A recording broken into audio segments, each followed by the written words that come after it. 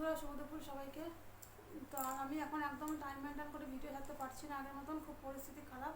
আমি পাঞ্জাবে আছি এখন, আর তোমাদের জানো পাঞ্জাবে কীরকম পরিস্থিতি আছে, কী অবস্থা, এখানে সিচুয়েশান একদম ভালো না। সব জায়গায় ব্ল্যাক আউট হয়ে গেছে, কোথাও কারেন্ট থাকে না। সন্ধ্যাবেলা 6টা বাজলে আমাদের এখানে লাইট একদম কেটে দেয়, লাইট থাকে না। কেন যত লাইট থাকবে অতই যে জায়গায় জায়গায় হামলা হচ্ছে। কালকে রাতেও কিন্তু একটা ভিডিও তোমার সাথে শেয়ার করেছিলাম, পাঞ্জাবে একজনের বাড়িতে লাইট জ্বলছিল, আর লাইট জ্বলছিল বলে মিসাইল পড়েছে, আর অর্ধেকটা কিন্তু তাদের কিন্তু প্রচণ্ড ক্ষতি হয়েছে। আর জায়গায় জায়গায় হামলা হচ্ছে। তো আমরা যেখানটাতে আছি এখানে এখন মোটামুটি একটু কিছু ঠিক আছে, তো জানি না কী হবে। মানে একটা সবসময় একটা টেনশনের মধ্যে আছে, একটা আতঙ্কের মধ্যে আছি। আর রাত্রিবেলাতে একবারে আমরা কেউ ঘুমাই না, সবাই জেগে থাকি। মানে ঘুমাতেই ভয় লাগে এখন যে কখন কী হয়ে যায়। রাত্রির আর এইটুকু বাচ্চাটাকে আমাকে সারা রাত পাহারা দিতে হয়। তার মধ্যে লাইট থাকে না একদম, এখানে কারেন্ট কেটে দেয় 6টা বাজলেই। প্রচণ্ড পরিস্থিতি খারাপ আছে আমাদের। তো তোমরা তো সবাই বুঝতেই পারছো পাঞ্জাবের কী অবস্থা হবে, তোমরা নিউজে দেখছো। তো আমাদের তো এখন যাওয়ার উপায় নেই।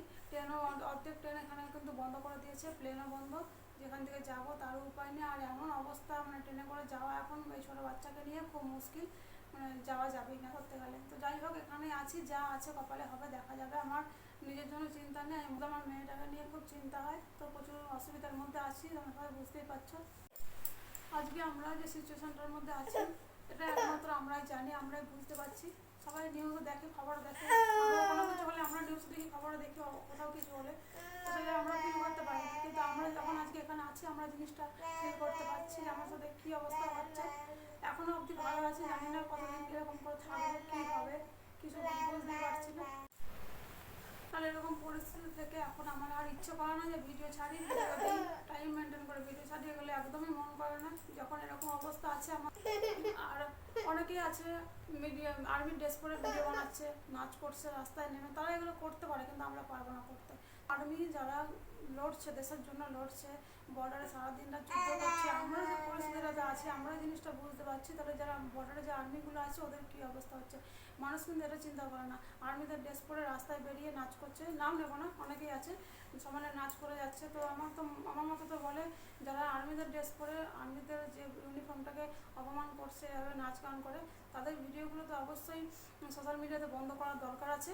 যেটা আমার মনে হলো আমি সেটা বললাম, বাকি তোমাদের কি মতামত সেটা অবশ্যই কমেন্টে আমাকে কিন্তু জানাবে। তো আমি যে পরিস্থিতির মধ্যে আজকে আছি, আমি সেই জিনিসটা বুঝতে পারছি।